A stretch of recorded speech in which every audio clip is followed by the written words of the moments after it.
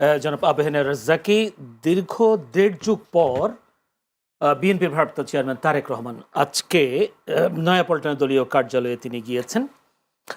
তিনি গিয়ে বলেছেন দেশকে নতুন করে গড়ে তুলতে সবাইকে আহ্বান জানিয়েছেন বিএনপির ভারপ্রাপ্ত চেয়ারম্যান তারেক রহমান। এরই মধ্যে আবার জামাত ইসলামের নেত্রী জামাত আমির তিনিও বলেছেন যে সবাইকে ঐক্যবদ্ধ করে একটি নতুন বাংলাদেশ উপহার দেওয়ার কথা বলছেন।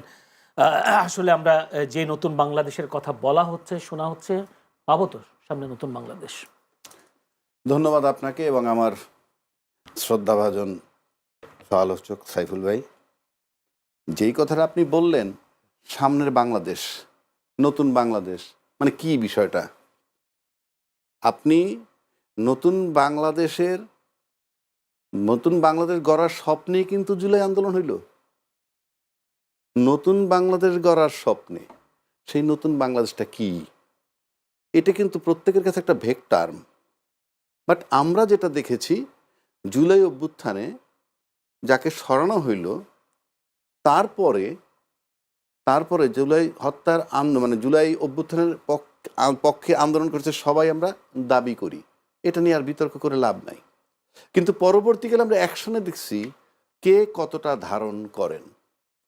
কারণ জুলাই আন্দোলনের পরে এই ছাত্রদেরকে বা এই এনসিপি বলেন, ইভেন ইনকলাব মঞ্চ বলেন, এটা কিন্তু সব রাজনৈতিক দলের কাছে একটা জনপ্রিয় বিষয় হওয়া উচিত ছিল। কিন্তু আমরা কি সেটা পাইছি? কারণ যে রাজনীতিবিদরা এখন মাঠে খুব অ্যাক্টিভ, তারাও তো নির্যাতিত ছিলেন 15-16 বৎসর। তো 15-16 বৎসর নির্যাতিত তাকে যখন সরানো হইল, তাকে যারাই সরাক সে তো সবার প্রিয় পাত্র হওয়ার কথা ছিল। কিন্তু সে কি আদৌ প্রিয় পাত্র হইছে? যদি প্রিয় পাত্র সে না হয়ে থাকে, তখন এটা তো ইমপ্লয়েড, যদি বলেন অলিখিতভাবে মনে হচ্ছে তাদের অ্যাকশনটার সুবিধা আমরা নিব, কিন্তু অ্যাকশনটা যে কারণে করলো সেদিকে আমরা যাব না। সেদিকে যদি যাইতই, তাহলে জুলাই সনদের আইনি ভিত্তি নিয়ে আমাদের এত বাকবিতণ্ডা কেন? সবাই তো ওই জায়গাটা ঐক্যমত্য হওয়ার কথা। আর জুলাই সনদের আইনি ভিত্তি হলে বাংলাদেশের আভ্যন্তরীণ বিষয় টোটালটা, পৃথিবীর সাথে তো এটা কোনো সম্পর্কের ক্ষতি হবে না, সেটাও আমরা মানতে পারলাম না কেন? তারপরে কেন নতুন ন্যারেটিভ তৈরি করা হইল এই যে 71-কে কেউ মানে না, এই নতুন বন্ধ কে বলছে? বাংলাদেশের একদম 100% স্বাধীনতা বিরোধী একটা লোকরা যদি আপনি খুঁজে বের করেন এবং তাকে যদি বলা হয় তুমি বাংলাদেশের ইতিহাসটা লেখো জুলাই 24 পর্যন্ত, তার কি কোনো সাধ্য দিয়েছে 71-কে বাদ দিবে? আপনি বাংলাদেশ পাইলেন কোথায়? লিখতেই হবে। It's a new narrative, unnecessary. এবং এস্টাবলিশ করতে চাইছে কোনটা? যারা বিতাড়িত করে দিলাম, মনে হয় যে উনি চলে গেছেন বিধায় বাংলাদেশের স্বাধীনতা চলে গেছে, এরকম। নো, এটা তামাশা না। 71-এর মুক্তিযুদ্ধ সাইফুল ভাইরা করছেন, বঙ্গবন্ধু নেতৃত্ব দিচ্ছেন, জিয়া রহমান সাহেব মাঠে কাজ করছেন। তার মানে কি? ওটা আপনার ব্যক্তিগত সম্পত্তি না, এটা রাষ্ট্রের সম্পত্তি। আপনাকে তারাই দিলে ওটা যাবে না। তাহলে বঙ্গবন্ধু মারা যাওয়ার পর কিন্তু স্বাধীনতা চলে যেত, জিয়া রহমান সাহেব মারা যাওয়ার পর স্বাধীনতা চলে যেত। It is not your property. কিন্তু একটা বয়ান তৈরি করা হয়েছে কিরকম, যে আওয়ামী লীগ চলে গেছে, মানে মনে হয় যে ভাবটা এরকম 71 চলে গেছে। না, আপনি 71-এর পর যে ভূখণ্ডটা আমরা পেয়েছি সেটাকে আপনি পৈতৃক সম্পত্তি হিসেবে লুটতরাজ করে, মানে একক ছত্র আধিপত্য খাটাইতে চাইছেন। সেখান থেকে তাড়াইয়া দেওয়া হয়েছে, এবং সেখান থেকে তাড়াইয়া দেওয়ার পর আজকে সাইফুল ভাইরাও কিন্তু সুন্দরভাবে কথা বলছেন। গল্প যতই করুন, তার বিরুদ্ধে কথা বলা যায় নাই। আজকে আয়নাগর নিয়ে কথা হচ্ছে, অনেক কিছু কথা হচ্ছে।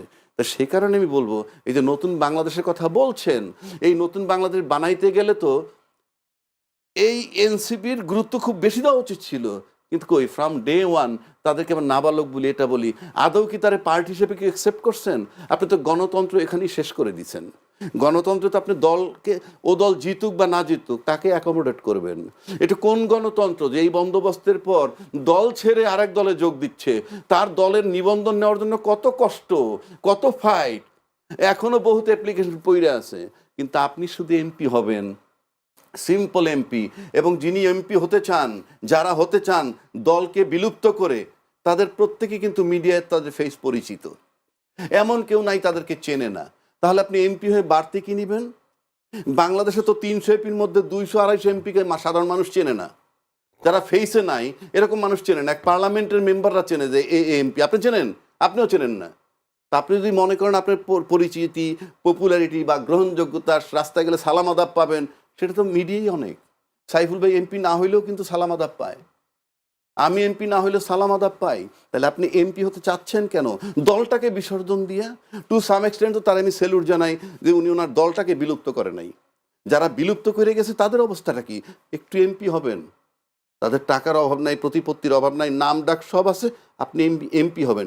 তাহলে উদ্দেশ্যটা কি? আপনি যে আপনার দলটাকে বিলুপ্ত করে এমপি হতে চাচ্ছেন, কারণটা কি? এখন আসেন আপনি নতুন বাংলাদেশ কিভাবে করবেন? নতুন বাংলাদেশ করতে হইলে আপনি কি সেই যে যাদেরকে তারাই দিলাম তাদের কি, আমি কিন্তু কোনো দলের না, আমি আলোচনা করতেছি। তো আজকে জুলাই চেতনার যারা এই ছাত্র সমাজ যারা কি বলে এনসিপি করলো, হাদি মঞ্চ করলো, আবার দেখেন তা এদেরকে তো কেউ লুফে নেয় নাই। এরা কিন্তু দাঁড়ে দাঁড়ে ঘুরতেছে, বড় দল তাদেরকে রিজেক্ট করতেছে, আবার জামাতের সাথে গিয়ে মার্চ করতেছে। আবার কেউ কেউ বলে জামাতের সাথে মেশার পর তারা রাজাকার হয়ে গেছে। কিভাবে? আমি 25 ডিসেম্বর যখন বিএনপির ভারপ্রাপ্ত চেয়ারম্যান তারেক রহমান বাংলাদেশে আসেন, বেশ ঐতিহাসিক একটি সংবর্ধনা আমরা দেখেছি, বেশ আলোচনা জন্ম দিয়েছে সারা দেশের মানুষের মুখে মুখে সেই আলোচনা। এর কয়েকদিন পর অর্থাৎ গতকাল একটি বিষয় বেশ আলোচিত হয়েছে, সেটি হচ্ছে গণ অভ্যুত্থানে নেতৃত্ব দেওয়া যে যুবকদের দিয়ে গড়া সংগঠন এনসিপি, তারা জামায়াতের সাথে যোগ দিয়েছেন আসন সমঝোতার কথা বলে বা নির্বাচনে জোট করতে গেছেন। এই বিষয়টা হঠাৎ করে আসার পর সারা বাংলাদেশে একটু মানে আলোচনার কেন্দ্রবিন্দু হয়ে পড়েছে। এনসিপি জামায়াতে কেন যোগ দিল? আমার প্রশ্ন একটা, এই জামায়াতে যোগ দিলে ওদের লাভও কি বা ক্ষতি কি হতে পারে? আচ্ছা, এই প্রশ্নটা একটু পরে আসি। জি। তার আগে সাইফুল ভাই যে কথা বলছেন সেটা লেভেল প্লেইং ফিল্ড নিয়ে কথা হয়েছে। পলিটিক্যাল মাঠটা এখন কেমন? 4টা প্রবলেম মাঠে হচ্ছে। 4টা প্রবলেম কি? আমি বড় দলের বলবো, কারণ বড় দল মানে আমি দলের নাম বলার কোনো প্রয়োজন নাই। সম্ভাব্য কারা ক্ষমতায় যাবে নির্বাচন হলে, এরা একটা গুঞ্জন আছে। কিন্তু রাজনৈতিক মাঠটা যেভাবে আছে তাতে কিন্তু একদম সুষ্ঠু নির্বাচন না, 60% সুষ্ঠু হইলেও কিন্তু বলা যাবে না কে নির্বাচনে জয়ী হবে। এটা গেল একটা দিক। দ্বিতীয় দিক আসেন, তারেক রহমান সাহেব নেমে কিন্তু একটা কথা বলছেন, আই হ্যাভ এ প্ল্যান। সেই প্ল্যান উনি ডিসক্লোজ করেননি। সেটা যখন করবেন আমরা হয়তো জানতে পারবো, এবং সেটা তাকে নির্বাচনের আগেই ডিসক্লোজ করতে হবে আমি মনে করি। কারণ তা নইলে আপনি আই হ্যাভ এ প্ল্যান বইলে এই শব্দের উপরে তো আমি নিয়মের কথা বলছি, এই শব্দের উপরে আমি কেন ভোট দিব? কথার কথা বলছি। আপনাকে প্ল্যানটা ডিসক্লোজ করতে হবে if you want to attract the voters. সেই কারণে এবার আসেন মাঠে কি হচ্ছে। নাম্বার 1, বড় দলের ট্রাবল, মনোনয়ন পুনর্বহাল নিয়ে আন্দোলন। মানে কিছু লোকের মনোনয়ন দিছিল, এখন আবার অন্যত্র দিয়ে দিছে। সেই আন্দোলন আমি কালকে লোহাগাড়ায় দেখেছি। অর্থাৎ মনোনয়ন পুনর্বহাল করো। তাহলে মনোনয়ন পুনর্বহাল যে করতেছে সে তো ওই বড় দলেরই একটা অংশ। এটা একটা ট্রাবল। 2 আসেন, অন্য দলের ব্যক্তিকে মনোনয়ন দেওয়ার কারণে একটা অপ্রকাশিত দ্বন্দ্ব। অপ্রকাশিত দ্বন্দ্ব মানে অন্য দল থেকে যারা জোটের মধ্যে একটা দলকে দিছে, তাহলে বড় দলের অন্যান্য যারা সম্ভাব্য প্রার্থী হইতে পারত তাদের একটা অপ্রকাশিত দ্বন্দ্ব চলমান।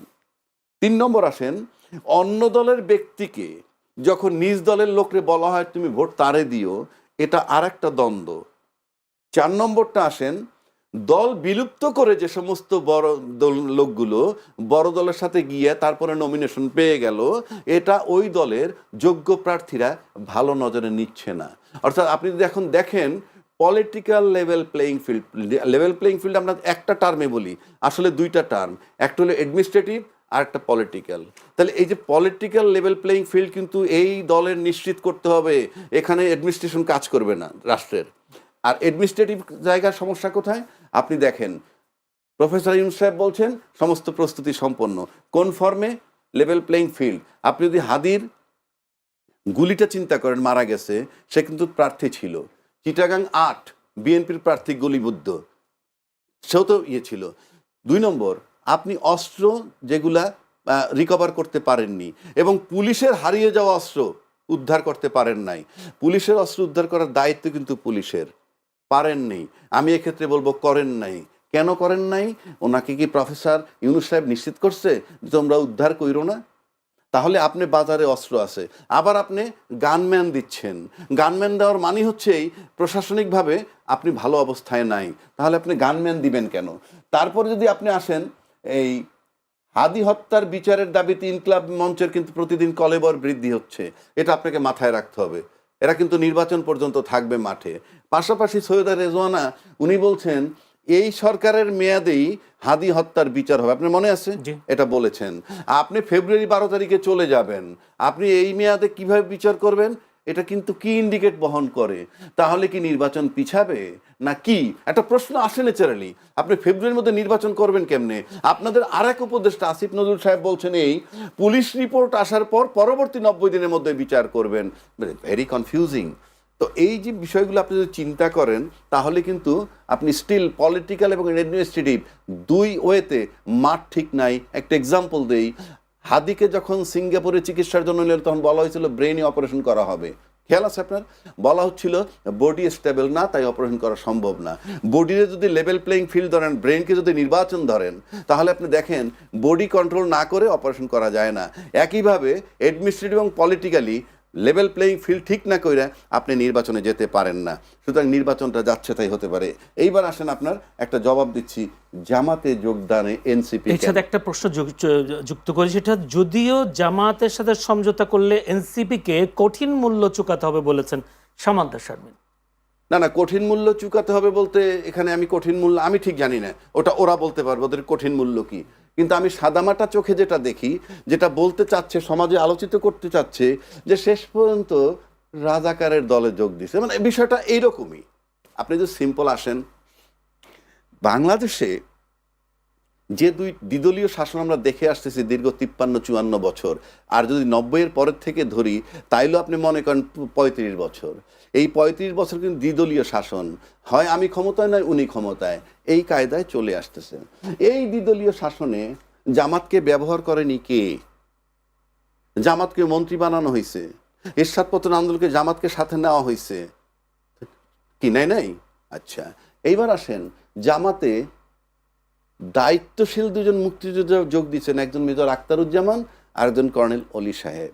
আচ্ছা, এখন কি কর্নেল অলি সাহেব আর আখতারুজ্জামান সাহেব ওনারা কি রাজাকারে রূপান্তরিত হইলেন, না ওনারা দুইজন যাওয়ার পর জামাত মুক্তিযুদ্ধ হয়ে গেল?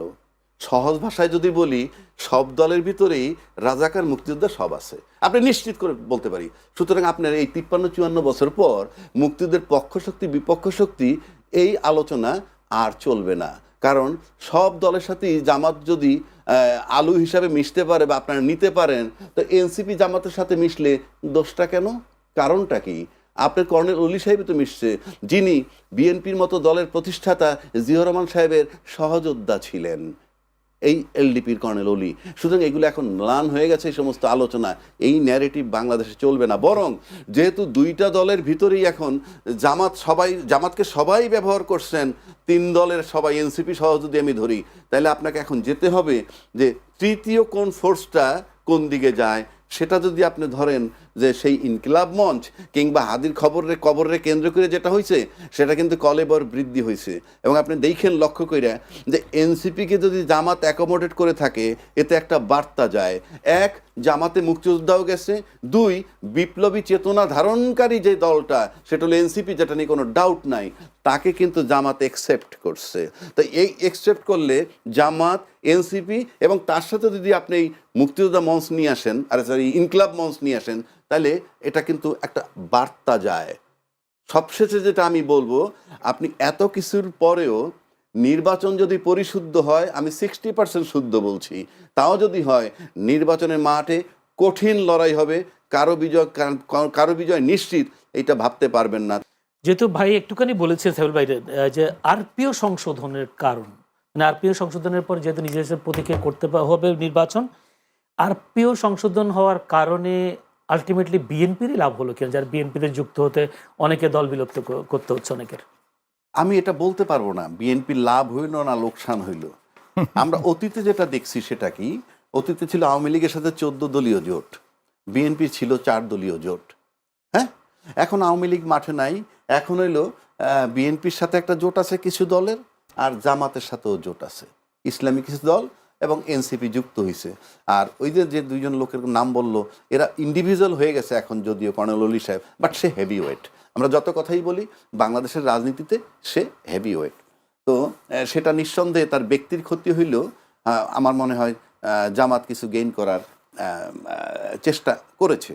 এখন যে প্রশ্নটা আপনি করছিলেন আমাকে, কি প্রশ্নটা ভুলে গেলাম। জি, প্রশ্নটা হচ্ছে বিএনপির লাভবান হলো কি?